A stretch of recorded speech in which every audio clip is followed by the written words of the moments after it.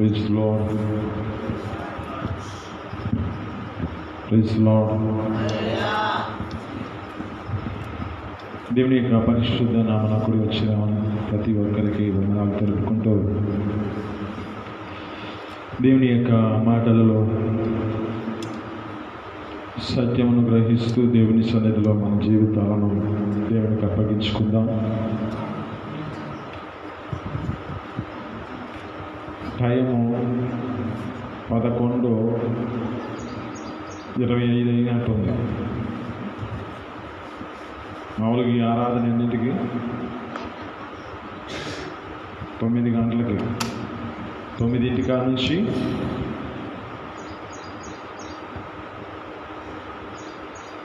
12 దాకా, 1 దాకా.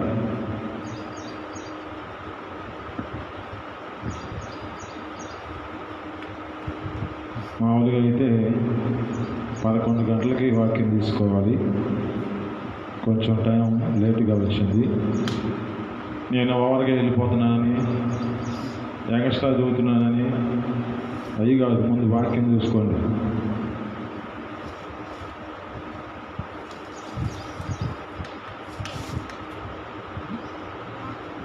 పదకొండు 25కి ఇచ్చారు నాకు.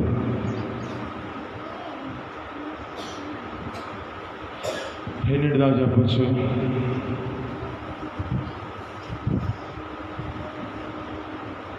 కానీ నేను చెప్పండి, నేను లైవ్ పెట్టుకున్నా అక్కడ, మొత్తం దానిలో పోతుంది. 11కి తీసుకుంటే 30 గంట, లేకపోతే ఇంకా పైన. ఎందుకంటే అక్కడ నుంచి 11 నుంచి 12 దాకా అవకాశం ఉంది. ఇప్పుడు ఎంత దాకా తీసుకోవాలి నేను? ఇవన్నీ ఎందుకు అడగటం నాకెందుకులే, కానీ నేను వాక్యం చెప్పుకుంటాను. Praise lord. హల్లెలూయా. హుషారుగా చూద్దాం. హల్లెలూయా. దేవుని యొక్క పరిశుద్ధ గ్రంథంలో నుంచి ఇది నాన్న మీతో క్రొత్తగా మాట్లాడుతూ ఉంటాడు. కొంచెం కఠినంగానే మాట్లాడుతూ ఉంటాడు. కఠినంగా మాట్లాడినా దేవునికి మనం లోబడితే మనకి మంచిది. పగవాడు అనేకమైన ముద్దులు పెడతాడు, నిజమైన స్నేహితుడు గాయం రేపుతాడు. హల్లెలూయా. ఇది నాన్న మీతో మాట్లాడుతున్న మాటలో చాలా జాగ్రత్తగా గమనించుకుందాం. గలతీయులకు రాసిన పత్రిక 5వ అధ్యాయము 25వ వచనం మనం చదువుకుందాం. గలతీయులకు రాసిన పత్రిక, మనము ఆత్మని అనుసరించి జీవించు వారి మైతిమా, ఆత్మని అనుసరించి క్రమముగా నడుచుకుంటాము. ఆమేన్. హల్లెలూయా. ఇక్కడ జ్ఞాపకం చేసుకుంటే, ఆ వ్యక్తి మాట్లాడిన వ్యక్తి ఏం మాట్లాడుతున్నాడో ఒకసారి చూసుకోండి. మనము ఆత్మని అనుసరించి జీవించు వారి మైతిమా అంటే ఇక్కడ క్వశ్చనార్థకంగా ఉంది, కానీ అక్కడ క్వశ్చన్ పెట్టల. మరలా తర్వాత అక్కడ జ్ఞాపకం చేసుకుంటే, ఆత్మను అనుసరించి క్రమముగా నడుచుకుంటాం అంటే ఆ క్వశ్చన్ని ఆయనే పూర్తి చేశాడు. హల్లెలూయా. మెలుగు కొలిగిన వాళ్ళు హల్లెలూయా చెప్పండి.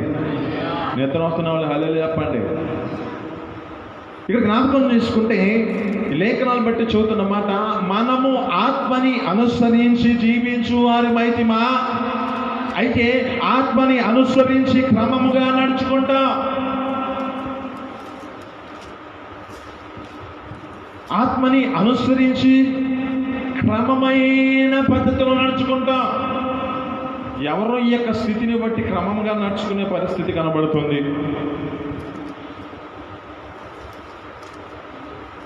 9 గంటలకి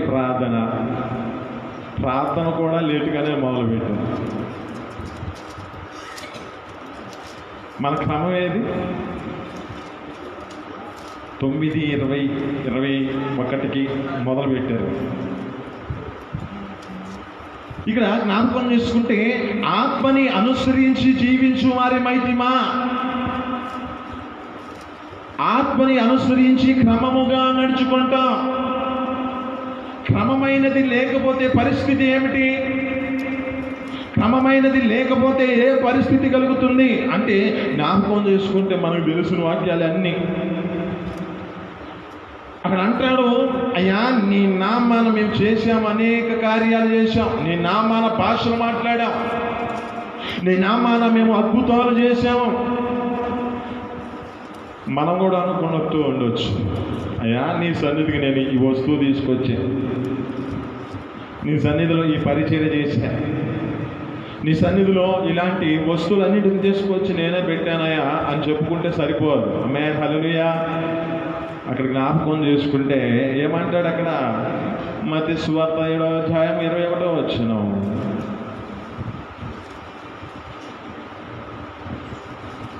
మత్తయి సువార్త 7వ అధ్యాయం, ప్రభువా ప్రభువా అని పిలుచు ప్రతి వాడు పరలోక రాజ్యములోనికి ప్రవేశించడు, కానీ పరలోకమందున్న నా తండ్రి చిత్త ప్రకారము చేయువాడు మాత్రమే ప్రవేశించును.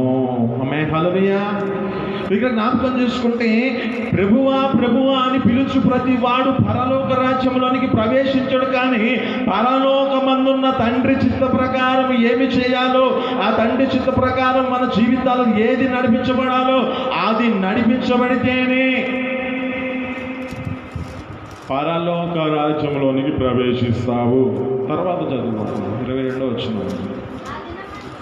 ఆ దినమందు అనేకులు నన్ను చూచి, ప్రభువా ప్రభువా నీ నామాన మేము ప్రవశింపలేదయ్యా, మీ నామాన మేము దెయ్యాలను ఎలగొట్టలేదయ్యా, మీ నామమున అనేకమైన అద్భుతాలు చేయలేదా అని చెప్పుదురు. ఇది మనం మీతో మాట్లాడుతున్న మాటలు బట్టి, అయ్యా నీ నామాన నేను అనేకమైన వస్తువులు తీసుకురాలేదయా, నీ నామాన నేను ఈ ప్రాంతంలో పరిచయం చేయలేదయా అని చెప్పొచ్చు. కానీ అక్కడ జ్ఞాపకం చేసుకుంటే అక్రమము చేయవారులారా నా యొద్ద నుంచి పోండి అంటాడు. వండండి అంటాడు, పోండి అంటున్నాడు. ఆత్మని అనుసరించి జీవించు వారిమైతే ఒక క్రమమైన పద్ధతి మనకుంటుంది. ఆత్మని అనుసరించి జీవించు వారిమైతే ఒక క్రమమైన పద్ధతిలో మనం నడుచుకుంటాం. సామెతల గ్రంథం 6వ అధ్యాయం 6వ వచనం జ్ఞాపకం చేసుకుంటే దేవుడు చిన్న దాని గురించి చెబుతున్నాడు. ఇక్కడ కూడా అయ్యే ఉన్నాయి. ఇక్కడ జ్ఞాపకం చేసుకుంటే ఏమంటే, సోమరి చీమల యొద్దకెళ్ళు, వాటి నడతను కనిపెట్టుకొని జ్ఞానం తెచ్చుకో అంటున్నాడు. ఎందుకు ఈ పరిస్థితి, ఎందుకు ఈ జీవితంలో సోమరితనముగా మార్చబడిన స్థితి? సోమరి ఎవరిని అంటారు?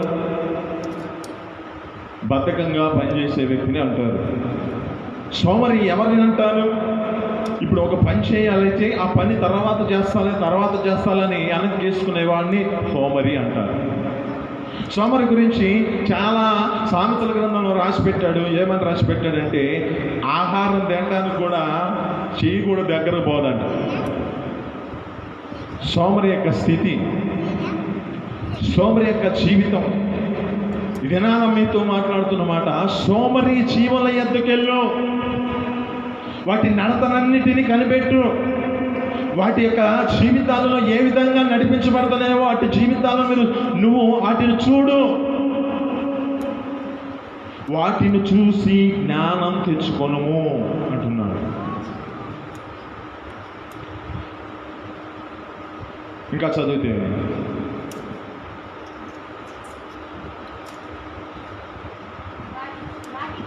వాటికి న్యాయాధిపతి లేడు, లేకున్నాను పై విచారణకర్త లేడు,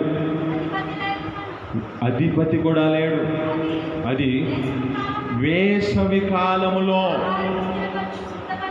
ఆహారము సిద్ధపరచుకుంటుంది, కోత కాలములో ధాన్యము కూర్చుకుంటుంది. ఆమె హల్లెలూయా. ఇక్కడ జ్ఞాపకం చేసుకుంటే ఇదేం చేస్తుంది? వేసవి కాలంలో తనకు కావలసిన ఆహారాన్ని సిద్ధపరచుకొని జాగ్రత్తగా దాన్ని కాపాడుకుంటుంది. కోతకాలంలో ధాన్యము సమకూర్చుకొని జాగ్రత్తగా దాన్ని దాచిపెట్టుకుంటుంది.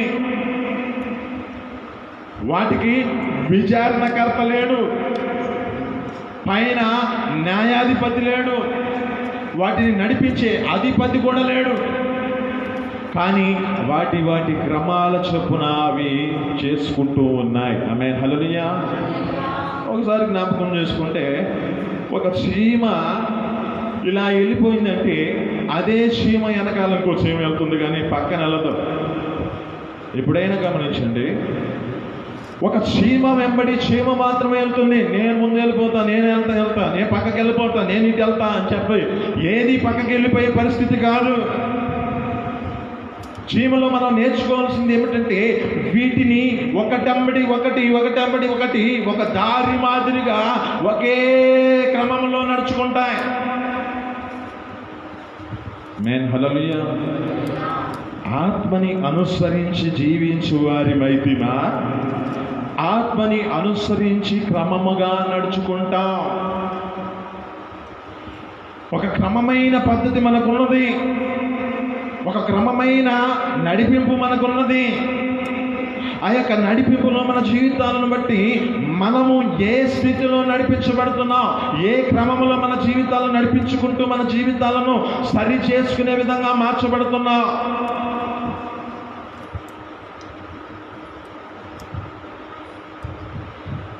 దేవుని యొక్క ఆత్మచేత నింపబడితే ప్రతి విషయాలలో దేవుడు ప్రతి దానిని మనకు తెలియజేస్తాడు. దేవుని యొక్క ఆత్మ మన జీవితాలలో ఏం చేస్తుంది అంటే, ఇది మన జీవితాలలో ఆలోచన కలుగజేస్తుంది, ఇది మనకు బలమును దయచేస్తుంది, ఇది మనకు తెలివిని కూడా దయచేస్తుంది. ఇది ఏం చేస్తుంది అంటే, దేవుని యందు భయభక్తులు పుట్టిస్తుంది. ఇప్పుడు క్రమము లేని పరిస్థితిలో ఉంటే ఇవన్నిటికీ వ్యతిరేకంగా భయభక్తులు లేదు, తెలివి లేదు, బలం లేదు, జ్ఞానం లేదు, ఇవన్నీ వ్యతిరేకంగా నడిపించబడుతున్న స్థితి. ఇక్కడ క్రమము లేని దానిలో ఇక ఏముంటుంది? అక్రమమే ఉంటుంది. ఒక క్రమమైన పద్ధతి నడిపించబడని స్థితిలో ఉండబోతే రేపు దినాన అక్కడికి వెళ్ళి తీర్పు దినాన దేవుడు తీర్పు తీర్చినప్పుడు, అయ్యా అయ్యా ప్రభువా, అయ్యా నీ నామాన నేను చేశానయ్యా, నీ నామాన అనేకమైన కార్యాలు చేశానయ్యా, నీ నామాన నేను నీ సన్నిధిలోనికి తీసుకొచ్చానయ్యా, 10వ భాగాన్ని 10వ భాగాన్ని తీసుకొచ్చాను, ప్రతిష్టార్పణ తీసుకొచ్చాను, 2 వారాలు ఉపవాసం కూడా ఉన్నాను, ఇవన్నీ ఉన్నానని చెప్తున్నా. క్రమమైన పద్ధతి లేకపోతే ఎవరో నాకు తెలియదు, నువ్వెవడో నాకు తెలియదు అనే పరిస్థితి వస్తుంది. ఈ పరిస్థితి ఎందుకు తీసుకొచ్చుకునే పరిస్థితి కలుగజేసుకుంటున్నాం?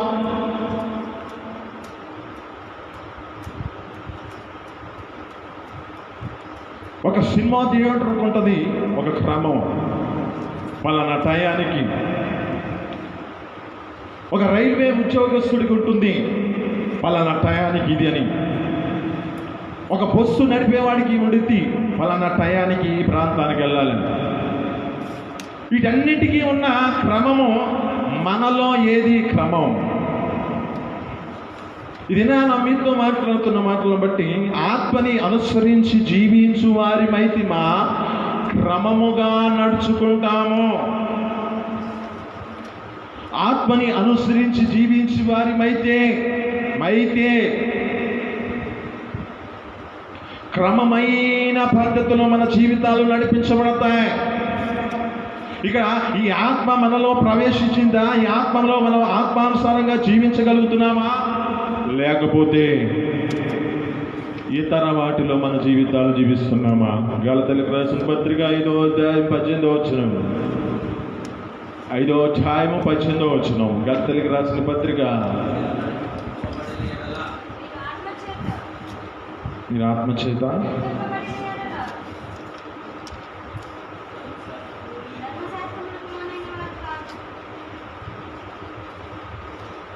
పైన వచ్చిన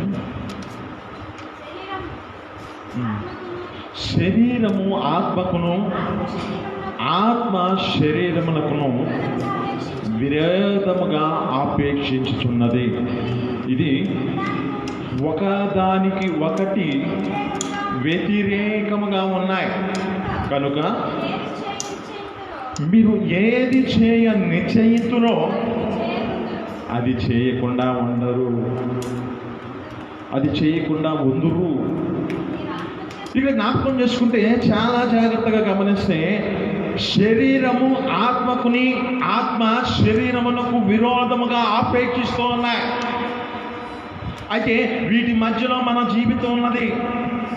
ఆత్మేమో నీ జీవితాన్ని సరి చేసుకొని జాగ్రత్తగా కాపాడుకోమని చెబుతూ ఉంటుంది. ఈ శరీరమేమో ప్రతి దానిలో మునగాలంటుంది.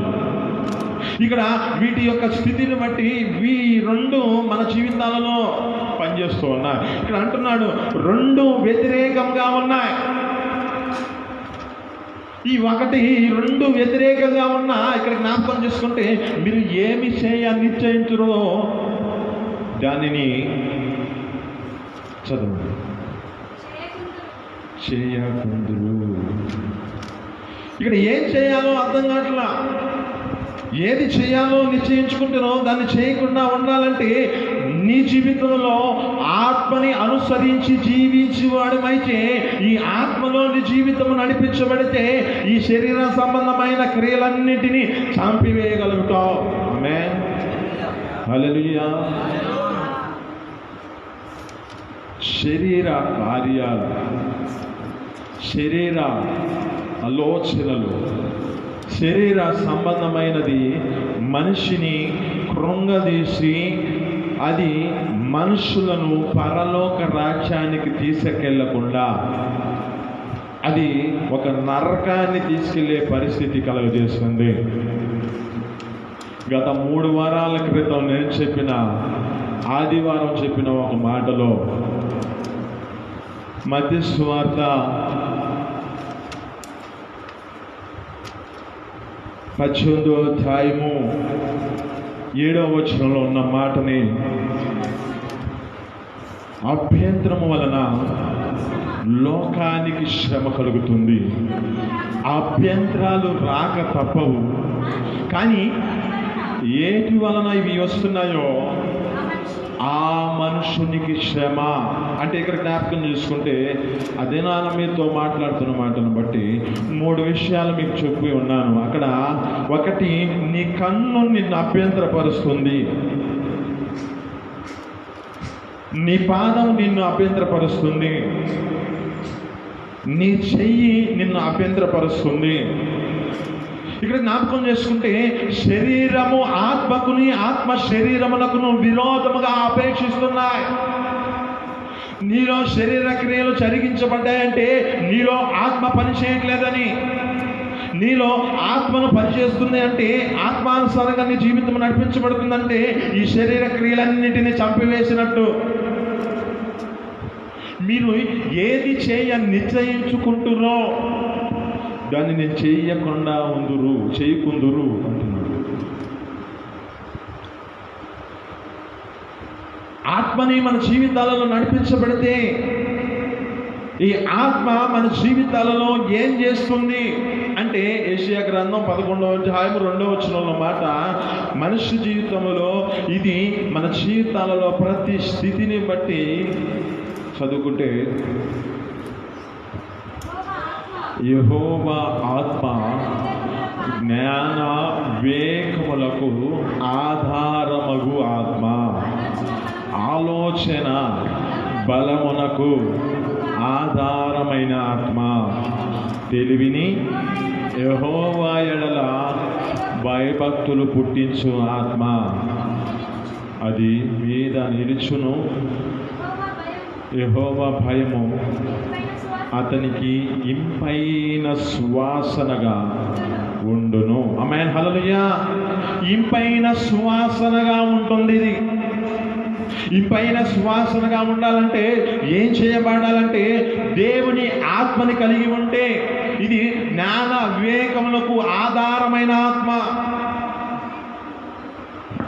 అక్కడ జ్ఞాపకం చేసుకుంటే వారి చెయ్యి, వారి కాలు, వారి యొక్క పాదము అభ్యంతర పరిస్థితులకు కారణం ఏమిటంటే వీరిలో జ్ఞానము లేదు,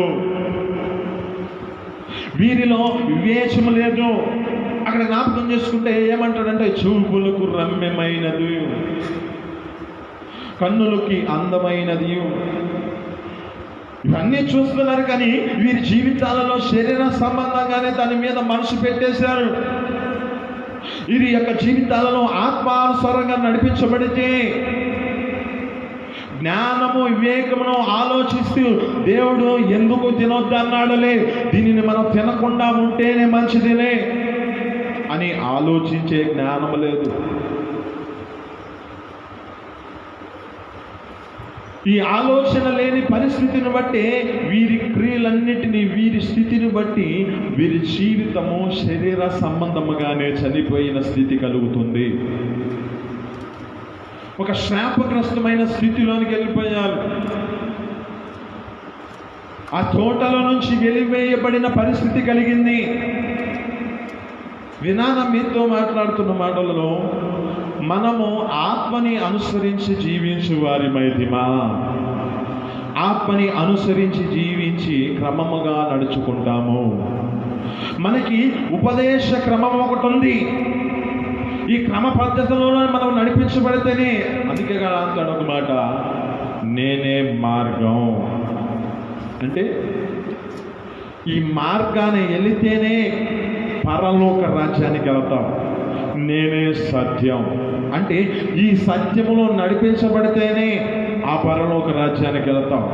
నేనే జీవం అంటే ఈ యొక్క జీవములోనికి రావాలంటే ఆయనను ముందే మన జీవితాలను నడిపించబడితేనే ఆ పరలోక రాజ్యానికి ప్రవేశించడానికి అర్హతను పొందుకుంటావు. ఆమేన్, హల్లెలూయా. ఇక్కడ జ్ఞాపకం చేసుకుంటే ఆత్మని అనుసరించి జీవిస్తున్నామా, లేక ఏదో ఒకటి లేని ఒక క్రమమైన పద్ధతి లేకుండా మన జీవితాలు నడిపించబడుతున్నాయా? ఈ దిన మనం మీతో మాట్లాడుతున్న మాటల్లో చాలా జాగ్రత్తగా గమనిస్తే మన స్థితిని బట్టి మనము ఆరాధనకు వచ్చే క్రమం ఒకటి, మన ప్రవర్తనలో ఉన్న క్రమం ఒకటి, మన జీవితాల్లో నిత్య జీవితంలో ఈ యొక్క స్థితిని బట్టి క్రమమైన పద్ధతిలో నడుచుకుంటే పరలోక రాజ్యానికి వారసులుగా మార్చబడడానికి ఇదంతా మనకు తెలియచేయబడుతుంది. మన మార్గంలో దేనిలో మనం తప్పిపోతున్నామో, ఇది శరీర సంబంధమైనది, ఆత్మకి విరోధముగా, ఆత్మకి శరీరమునకు విరోధమును ఆపేక్షిస్తూ ఉన్నాయి. ఈ రెండు వ్యతిరేకముగా అవి పనిచేస్తూ ఉంటాయి. అయితే మనము ఆత్మని అనుసరించే వారమైతే, ఈ ఆత్మ మన జీవితాలను నడిపించబడితే ఒక క్రమమైన పద్ధతిలో నడుచుకుంటాం. ఈ ఆత్మ మన జీవితాలలో ఏ స్థితిలోనికి తీసుకెళ్తుందంటే ఆ నిత్య పరలోక రాజ్యానికి తీసుకెళ్ళడానికి ఇది మన జీవితంలో అర్హత పొందుకోవడానికి కారణమవుతుంది. మార్గాలన్నీ ఉంటాయి కానీ మార్గము మనం పోవాల్సిన మార్గం ఒకటే ఉంది. సత్యాలు ఉంటాయి, లోక సంబంధమైన సత్యాలు నడిపించబడుతూ ఉంటారు. కానీ మనకి కావలసిన సత్యము నిజమైన దేవుడైన ప్రభు అయిన యేసుక్రీస్తే సత్యం. ఈ వాక్యమే సత్యమై ఉన్నది. యోహాను సువార్త 17వ అధ్యాయం 17వ వచనం, సత్యమందు వారిని ప్రతిష్ఠించండి, నీ వాక్యమే సత్యము. ఆమేన్, హల్లెలూయా. సత్యమందు మనం ప్రతిష్ఠించబడిన వారిగా మార్చబడాలి. ఈ వాక్యమే సత్యమై ఉన్నది. ఈ వాక్యమే సత్యమై ఉన్న సత్యమైన వాక్యమే ప్రభువైన యేసుక్రీస్తు అయి ఉన్నాడు. ప్రభువైన యేసుక్రీస్తే ఈ సత్యమైన మార్గంలో మన జీవితాలను నడిపించబడడానికై ప్రభు ఒక మార్గాన్ని చూపించాడు. నీ కొరకు ఓరకలేదు మార్గం అది. ఆయన కూడా నడిచాడే కాబట్టి మార్గాన్ని సిద్ధపరిచాడు. అందుకే అంటాడు అక్కడ, సిద్ధపరిచాను మీ కొరకు, నేను నివాసాలు సిద్ధపరిచాను అంటున్నాడు. ఈ మార్గంలో వెళితేనే కానీ ఆ ప్రాంతంలో పరలోక రాజ్యములో ఆ నివాసంలో యోగ్యులుగా ఆ నివాసంలో మనము చేర్చబడినట్లుగా మనకి ఒక మాదిరిని చూపించిపోయాడు, ఒక మార్గాన్ని చూపించిపోయాడు, ఒక సత్యములో మనల్ని నడిపించడానికై ఈ సత్యాన్ని మనకు చూపించిపోయాడు, ఒక జీవ మార్గములో మనల్ని నడిపించడానికై ఒక జీవముగా మార్చబడ్డాడు ఆయన. ఇంత మార్గాన్ని మనం చూపించిన దేవుడు ఒక క్రమమైన పద్ధతిలో మనల్ని నడిపిస్తే ఆ క్రమమైన పద్ధతిని నడుచుకోలేని స్థితిలో ఉన్నామేమో. అసలు ఏం చేశాడు ఆది కాలంలో, ఏం చేశాడు వారిని జ్ఞాపకం చేసుకుంటే, ఆది కాలంలో వారిద్దరిని ఏం చేశాడు అంటే ఇద్దరిని తీసుకెళ్ళి తోటి సహకారిగా ఉంటది అని. నరుడు ఒంటరిగా ఉండటం మంచిది కాదని ఆయన కొరకు ఒక సిద్ధపరిచిన స్త్రీ ఎక్కడ ఉండాలి, ఆయనతో కలిసి ఉండాలి. కానీ ఎందుకు తోటలో పని, ఎందుకు తోటలో ప్రయాణం చేస్తున్న పరిస్థితి, ఎప్పుడైతే తన సొంత ఆలోచన నడుచుకుందో శరీర సంబంధమైన ఆలోచనలో పడిపోయింది. ఎప్పుడైతే తన యొక్క సొంత ఆలోచన నడుచుకుంటూ తన యొక్క స్వనీతిని ఆధారం చేసుకుందో అప్పుడే పడిపోయింది ఆమె. అపవాదికి చిక్కింది. అపవాది తన జీవితంలో చేయవలసిన పని అంతటినే చేశాడు.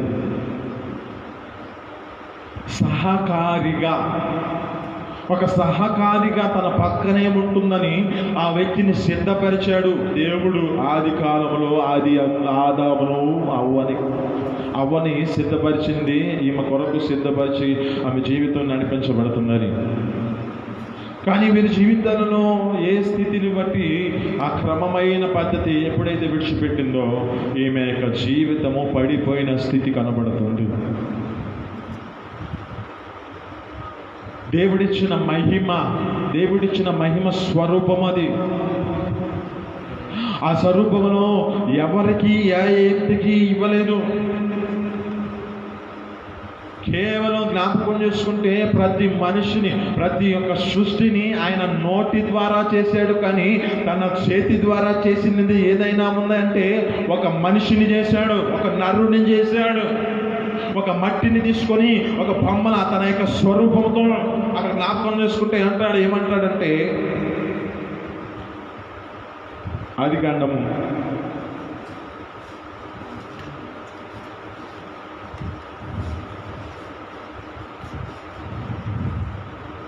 26వ వచనం చదువుకుంటే, ఫస్ట్ లైన్ 26వ వచనం, 1వ అధ్యాయం 26వ వచనం.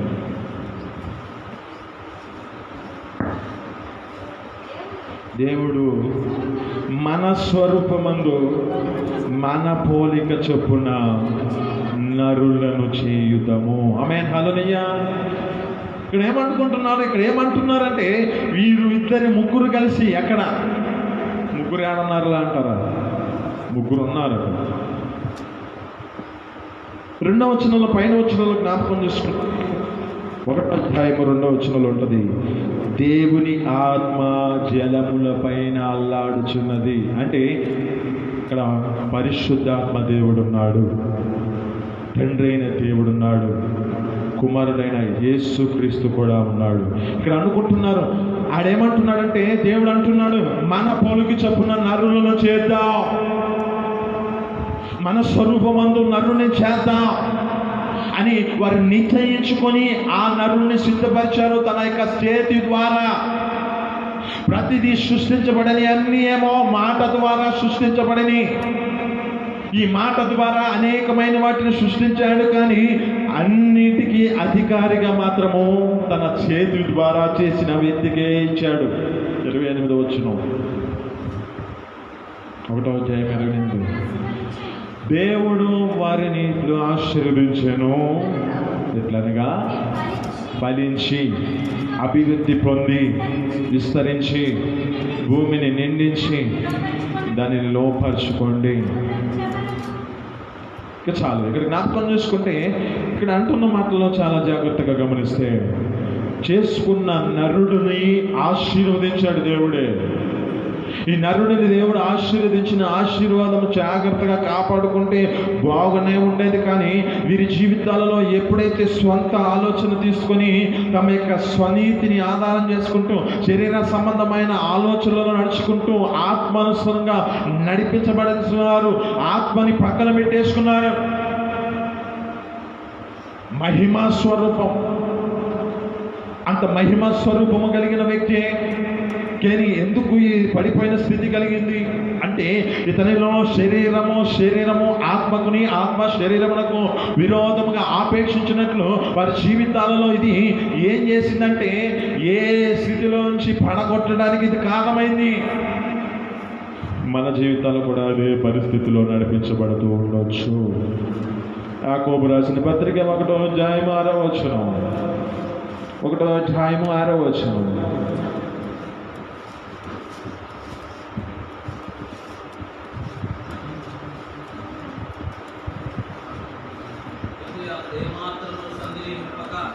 అయితే అతడు ఎంత మాత్రమును సందేహింపక విశ్వాసముతో అడగవలెను. సందేహించువాడు గాలి చేత రేపబడు ఎగిరిపడు సముద్ర తరంగమును పోలిన వాడై ఉండును. అట్టి మనుష్యుడు దిమనస్కుడై తన మార్గములో స్థిరము లేని పరిస్థితి ఉంది కనుక అస్థిరుడు కనుక. విమర్శకుడు అంటే ఇతను శరీరానుసారంగా ఆలోచిస్తున్నాడు, ఆత్మానుసారంగా నడిపించబడుతున్నాడు. శరీర సంబంధాల క్రియలన్నింటినీ నెరవేరుస్తున్నాడు, ఆత్మానుసారంగా తన జీవితాన్ని నడిపించబడుతున్నాడు అని తన జీవితంలో నడిపించుకుంటున్నాడు. ఇక్కడ రెండు పని చేయకూడదు, ఒకటే మాత్రమే ఉండాలి, ఒకటే తన జీవితంలో ఉండాలి.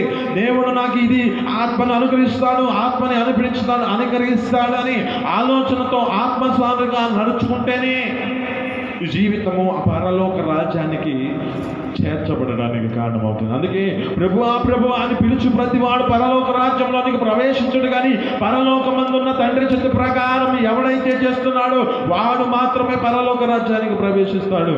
కానీ మనుషుల జీవితాలలో ఏం చేస్తుంటారంటే కొంతవరకు ఆత్మ, కొంతవరకు శరీరం, ఆత్మ శరీరం అని వారి జీవితాలలో నడిపించబడుతున్న స్థితి ఇదే. ఆది కాలంలో ఏర్పరచబడింది, ఇప్పుడు కూడా కొనసాగించబడుతుంది. లోకంలో జరుగుతున్న పరిమాణాలను బట్టి, లోకంలో నడిపించబడుతున్న స్థితిని బట్టి, ఎందుకని ఈ పరిస్థితులన్నీ ఈ విధంగా కలిగే పరిస్థితి కలుగుతుందంటే మనిషి జీవితంలో స్థిరత్వము లేదు. మనిషి జీవితంలో ఒక స్థిరమైన మనసు లేదు.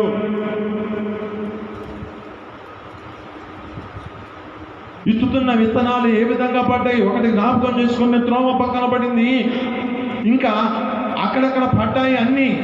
కానీ వీటిలో జ్ఞాపకం చేసుకుంటే ఒక్కొక్క పరిస్థితిని బట్టి ఒక్కొక్క మనిషికి ఒక్కొక్క సమస్య చేత పక్కనకి వెళ్ళిపోతూ ఉన్నారు. అంటే వీరి జీవితాలలో ఏ సమస్యలన్నీ ఎందుకు వస్తున్నాయంటే వీరు శరీర సంబంధమైన ఆలోచనలోనే ఉన్నారు.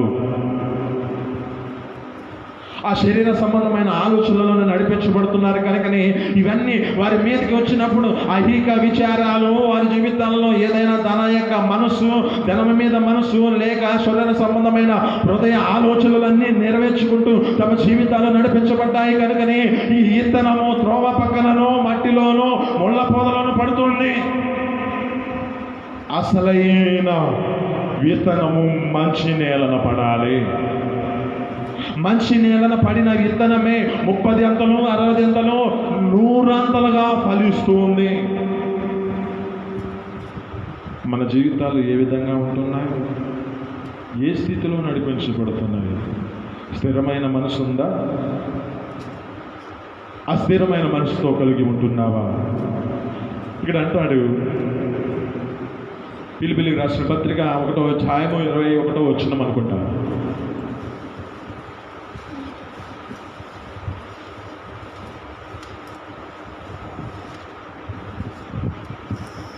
సమయం టైం చూడండి.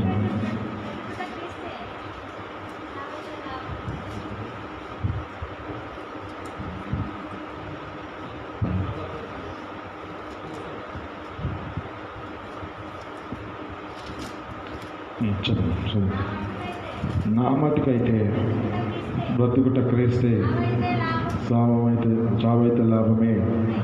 అయినను శరీరముతో జీవించుటే నాకున్న పనికి సాధనమైన నేనేం కోరుకుందునో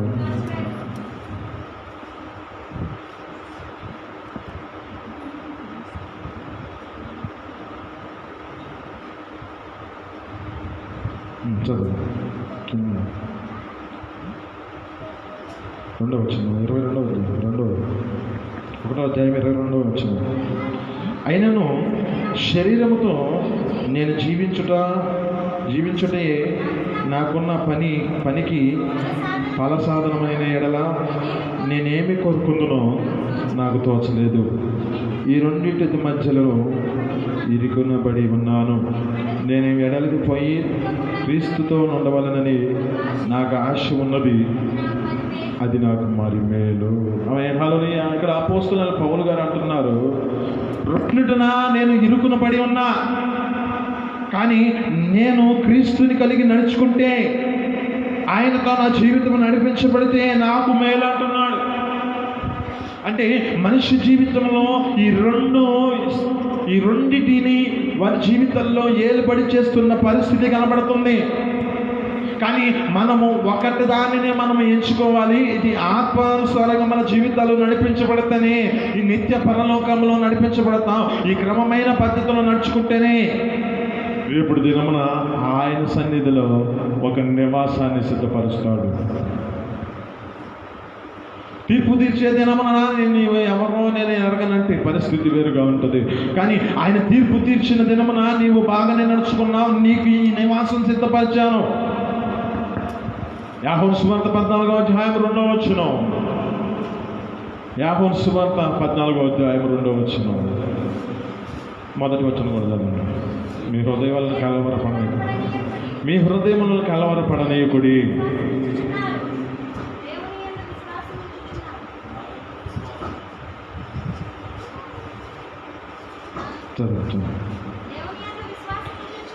దేవుని యందు విశ్వాసం ఉంచుతున్నారు, నా యందు విశ్వాసం ఉంచుడి. నా తండ్రి ఇంత అనేకమైన నివాసాలు కలవు, లేని ఎడల మీతో చెప్పుదును. మీకు స్థలము సిద్ధపరచ వెళుచున్నాను. నేను వెళ్ళి మీకు స్థలము సిద్ధపరిచిన ఎడల నేనుండు స్థలములో మీరు ఉండులాగున మరలా వచ్చి నా యొద్ద నుండుటకు మిమ్మల్ని తీసుకొని పోవుదును. ఆమేన్, హల్లెలూయా. మరలా ప్రభు అయిన యేసుక్రీస్తు మరలా వస్తాడని తెలిసిందా?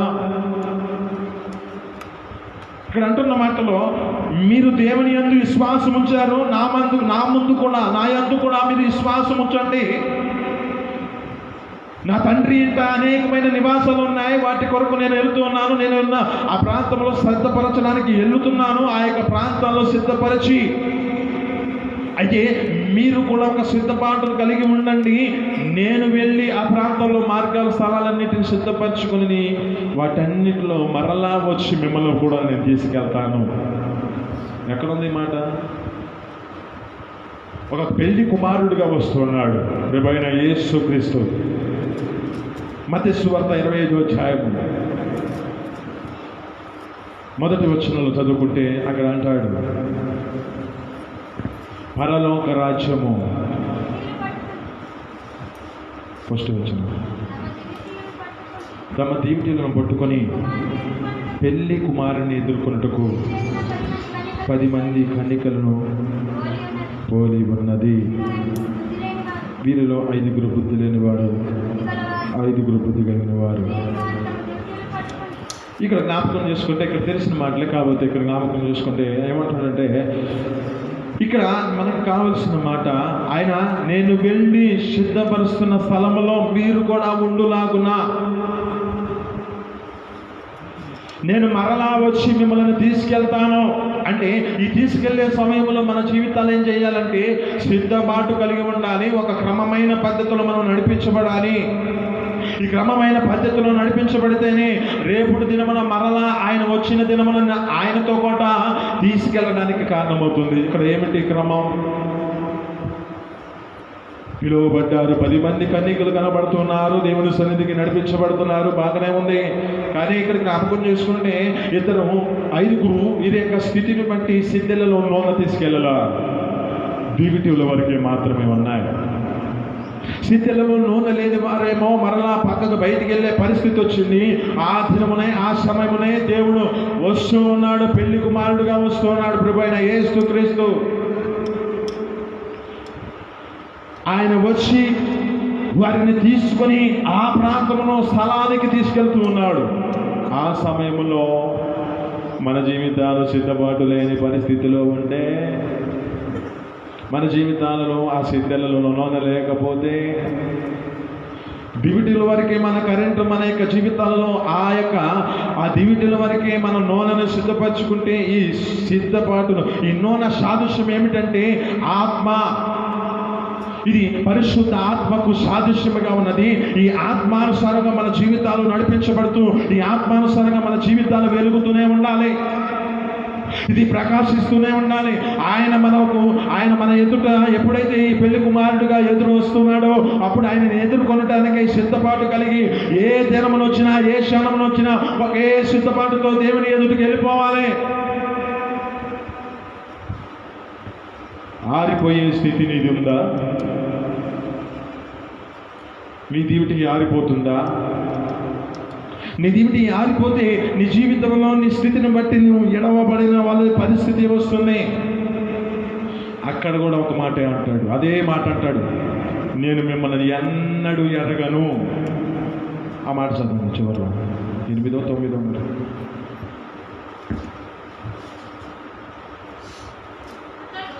అతడు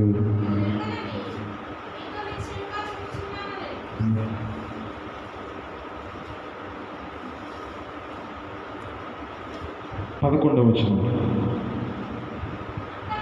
10వ వచనం కూడా చదువుతున్నాం. వారు కొనుపోవచ్చుండగా పెళ్లి కుమారుడు వచ్చెను. అప్పుడు సిద్ధపడి ఉన్నవారు అతనితో కూడా పెళ్లి విందులకి లోపలికి పోయిరి. అంతటా తలుపు వేయబడెను.